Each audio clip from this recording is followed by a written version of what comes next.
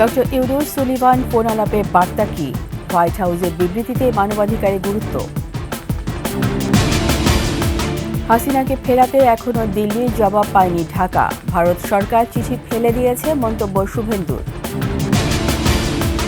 চট্টগ্রামে এস আলমের 6 কারখানা বন্ধ ঘোষণা, শ্রমিক কর্মচারীদের বিক্ষোভ।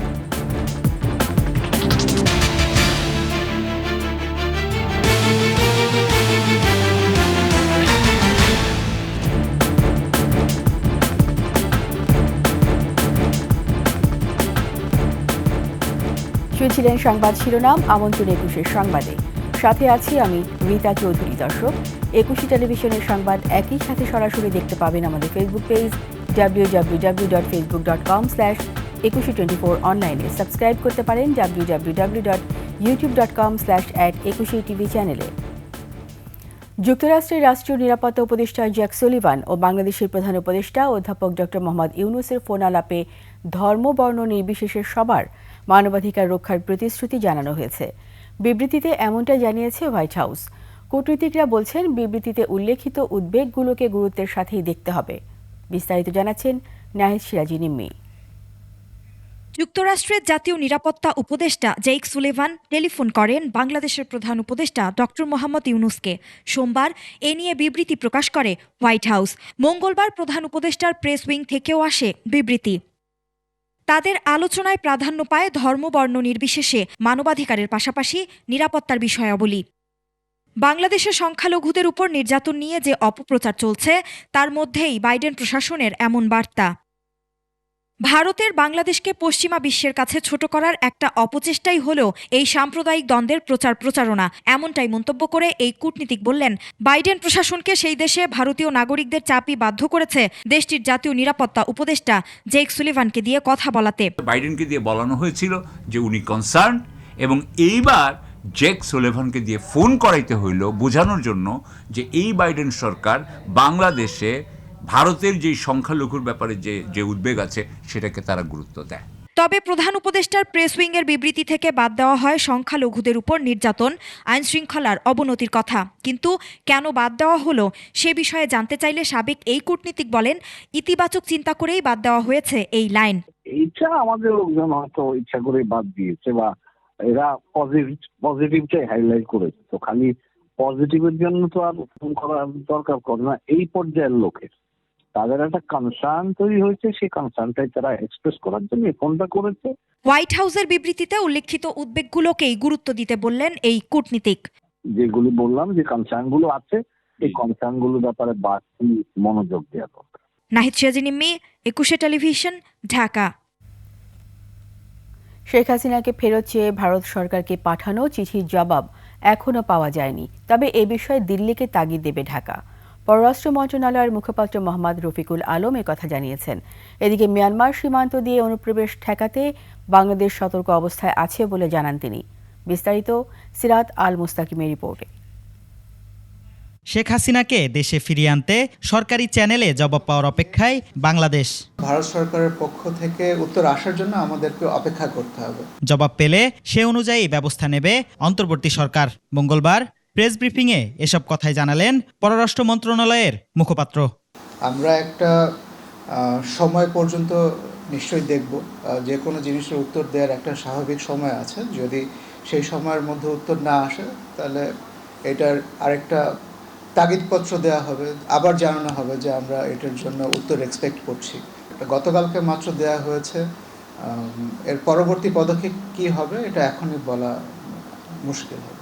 এদিকে 8 ডিসেম্বর মিয়ানমারের 13টি শহর দখল করে নেয় আরাকান আর্মি।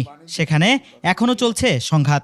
এখনো রাখাইনে আছে 4 লাখের মতো রোহিঙ্গা। 17টির মধ্যে 13টি শহর আরাকান আর্মি নিয়ন্ত্রণে নিয়েছে। নতুন করে মিয়ানমার থেকে বাংলাদেশে অবৈধ অনুপ্রবেশের বিষয়ে বিভিন্ন দিক থেকে সংখ্যা করা হচ্ছে। নতুন করে বাংলাদেশে অনুপ্রবেশ ঠেকাতে বিজিবি সহ বাংলাদেশ সরকারের সংশ্লিষ্ট সকল সংস্থা এ বিষয়ে সর্বোচ্চ ও যথাযথ সতর্ক অবস্থানে রয়েছে। বাংলাদেশি পণ্যের জন্য বড় বাজার হতে পারে নিউজিল্যান্ড, তাই দেশটিতে দূতাবাস স্থাপনের সিদ্ধান্ত নিয়েছে অন্তর্বর্তী সরকার। নিউজিল্যান্ডের ওয়েলিংটনে নতুন বাংলাদেশ দূতাবাস স্থাপনের একটি সিদ্ধান্ত হয়েছে। সিরাত আল মুস্তাকিম, 21 টেলিভিশন, ঢাকা। শেখ হাসিনাকে ফেরত চেয়ে ঢাকার চিঠি ভারত সরকার ফেলে দিয়েছে বলে মন্তব্য করেছেন পশ্চিমবঙ্গের বিজেপি নেতা ও বিধানসভায় বিরোধী দলীয় নেতা শুভেন্দু অধিকারী। সাংবাদিকদের প্রশ্নের উত্তরে শুভেন্দু অন্তর্বর্তী সরকারি উপদেষ্টা মাহফুজ আলমের জন্য কঠিন সময় অপেক্ষা করছে বলেও হুঁশিয়ারি দেন। কাজ নেই তো খই ভাজ। আমার মনে হয় ভারত সরকার ওই চিঠিটা ডাস্টবিনে ফেলে দিয়েছে, কারণ ভারতবর্ষের ইতিহাস জানে না এই নাবালক উপদেষ্টারা। এই সুৎখোর মোল্লা ইউনুস এ জানে না ইতিহাস। ভারতবর্ষ শেখ মুজিবকে শেল্টার দিয়েছে। ভারতবর্ষ এর আগে মুজিব সাহেবের পুরো পরিবারকে শেল্টার দিয়েছে। ভারতবর্ষ, এরা তো পাতি, চীনের মতো শক্তিশালী দেশ, তার রক্তচক্ষুকে ভারতবর্ষ ভয় করেনি। গুরুদেব দলাই লামাকে ভারতবর্ষ শেল্টার দিয়েছে। চট্টগ্রামে এস আলম গ্রুপের 6টি কারখানা বন্ধ ঘোষণা করা হয়েছে। এর মধ্যে 2টি চট্টগ্রামের কর্ণফুলী উপজেলার কালারপুল, 3টি ঈসানগর ও 1টি বাঁশখালীতে অবস্থিত। দুপুরে কারখানায় বন্ধের নোটিশ টাঙানো দেখে বিক্ষোভ করেন শ্রমিকেরা। মানব সম্পদ ও প্রশাসনের প্রধান মোহাম্মদ বোরহান উদ্দিনের সই করা নোটিশে বলা হয়, কর্তৃপক্ষের নির্দেশক্রমে অনিবার্য কারণবশত বুধবার থেকে পরবর্তী নির্দেশ না দেওয়া পর্যন্ত কারখানাগুলো বন্ধ থাকবে। বন্ধ ঘোষণা করা এই 6টি কারখানা হল S Alam refined sugar mill industries, S Alam power plant, S Alam cold rolled steels, S Alam cold rolled steels limited নভ, এস আলম পাওয়ার জেনারেশন ও ইনফিনিটি সিআর স্ট্রিপস ইন্ডাস্ট্রিজ।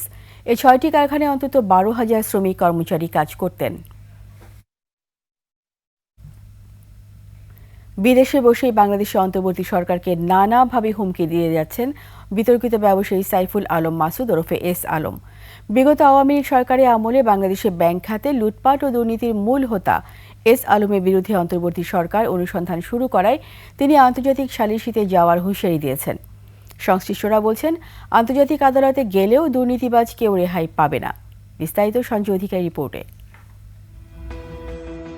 দেশের ব্যাংক খাত ধ্বংসের অন্যতম হোতা হাসিনা সরকারের ঘনিষ্ঠ বিতর্কিত ব্যবসায়ী সাইফুল আলম মাসুদ বা এস আলম হাসিনার শাসনামলে প্রভাবশালী এই লুটেরা গোয়েন্দা সংস্থার সহযোগিতায় ব্যাংক খাত থেকে 1,20,000 কোটি টাকা দেশের বাইরে পাচার করেছেন, যা আন্তর্জাতিক মানদণ্ডে ব্যাংক ডাকাতির সবচেয়ে বড় ঘটনা।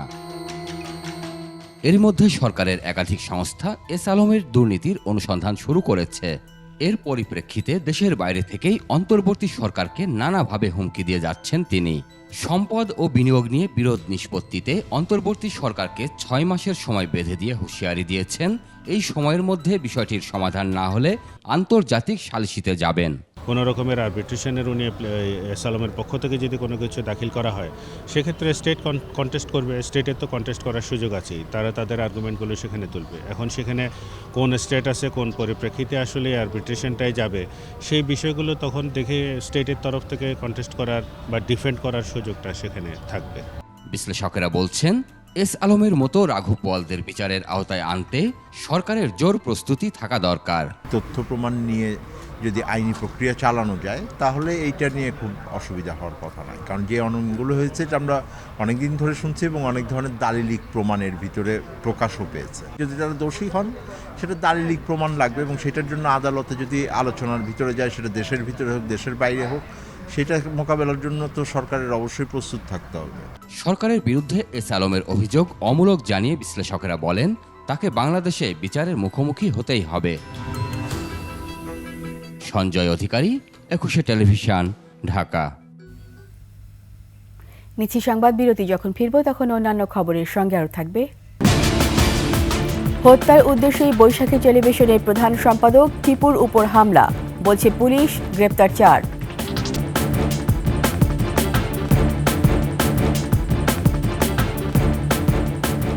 আবার আমন্ত্রণ 21 সংবাদে। অপহরণ ও হত্যার উদ্দেশ্যে বৈশাখী টেলিভিশনের উপব্যবস্থাপনা পরিচালক ও প্রধান সম্পাদক টিপু আলম মিলনের উপর হামলা হয়েছে। মঙ্গলবার রাজধানী মহাখালীতে ওয়্যারলেস গেট এলাকায় এই ঘটনা ঘটে। এই ঘটনায় জড়িত সন্দেহে এখন পর্যন্ত 4 জনকে গ্রেপ্তার করেছে পুলিশ। দীপু শিকদারের রিপোর্ট। মঙ্গলবার এভাবেই ওয়ারলেস গেট এলাকা থেকে বৈশাখী টেলিভিশনের প্রধান সম্পাদক ও ডিএমডি টিপু আলম মিলনকে অপহরণের চেষ্টা চালানো হয়, যা সিসিটিভি ক্যামেরায় স্পষ্ট। প্রত্যক্ষদর্শীরা জানান, একদল সন্ত্রাসী তার উপর হামলা চালিয়ে রাস্তার উল্টো পাশে নিয়ে যাওয়ার চেষ্টা করে। এ সময় বৈশাখী টিভির কর্মকর্তা কর্মচারী ও স্থানীয়রা হামলাকারীদের কবল থেকে তাকে উদ্ধার করে। এ সময় হাতে নাতে ধরা কয়েকজনকে জিজ্ঞেস করা হয় কি উদ্দেশ্যে এই অপহরণের চেষ্টা। ঘটনার আকস্মিকতায় হতভম্ব হয়ে যান বৈশাখী টিভির এই শীর্ষ কর্মকর্তা। আমাদের সিকিউরিটি ছিল, ওদেরকে পাঠাইলাম। এর মধ্যে পিছন থেকে আমার ওই দুষ্কৃতিকারীরা প্রায় 20-25 জন আসি আমাকে পিছন থেকে জড়াই ধরি আমাকে রাস্তার ওই পারে নিয়ে যেতে চাইছে। নিজের নিরাপত্তা নিয়ে উদ্বেগ জানিয়েছেন তিনি। তিতুর মেডিকেল কলেজ ফাঁস হওয়ার পরে কিছু লোক দেখলাম যে ওখানে দাঁড়ায় আছে, আমাকে ফলো করতেছে মনে হচ্ছে। তবে ওখানে দাঁড়ানো অবস্থায় কয়েকজন আসি আমার গাড়িকে বাধা দিছিল। এই ঘটনায় বনানী থানায় একটি মামলা দায়ের হয়েছে। Dipu Shikder, 21 television, Dhaka. Aviva finance limited বাণিজ্য সংবাদ।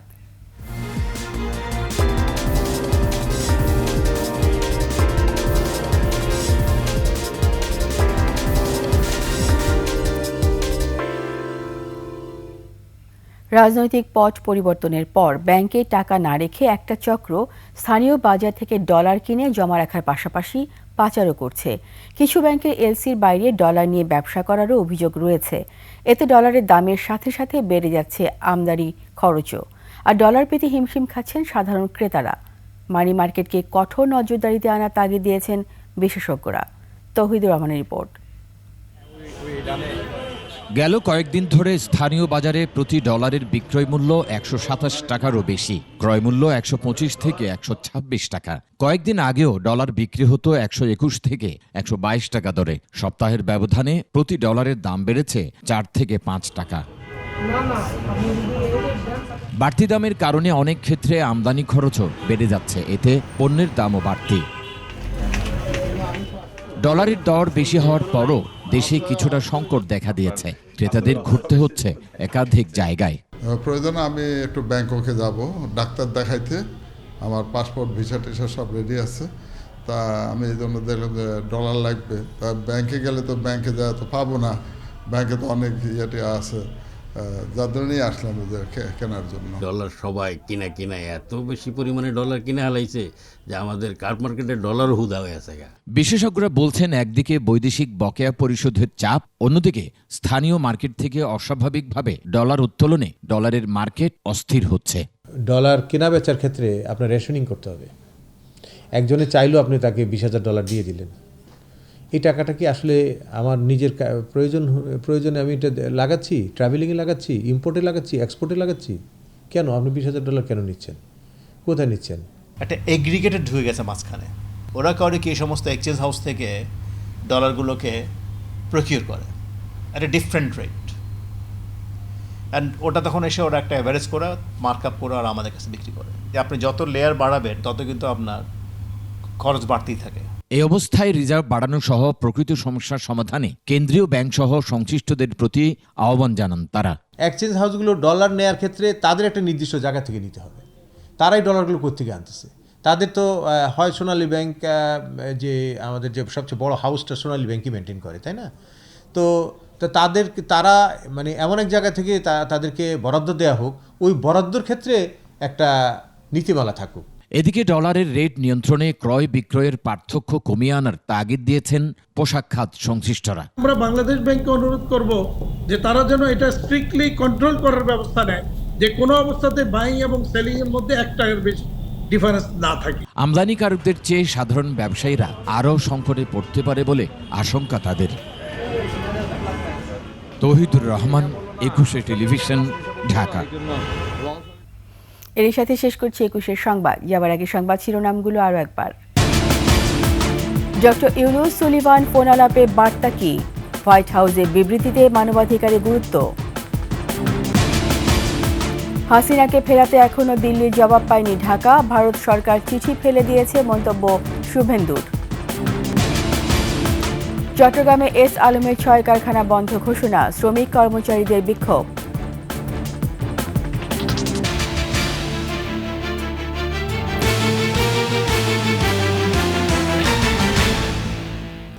সবশেষ সংবাদ জানতে ডায়াল করুন 2021 নম্বরে আর ভিজিট করুন ekushe-tv.com ওয়েবসাইটে। ফেসবুকে ভিজিট করতে পারেন www.facebook.com/ekushe24 অনলাইনে। সাবস্ক্রাইব করতে পারেন www.youtube.com/@ekushe চ্যানেলে। এতক্ষণ সঙ্গে থাকার জন্য সবাইকে ধন্যবাদ। পরবর্তী সংবাদ রাত 11টায় দেখার আমন্ত্রণ রইল। একুশের সাথেই থাকুন।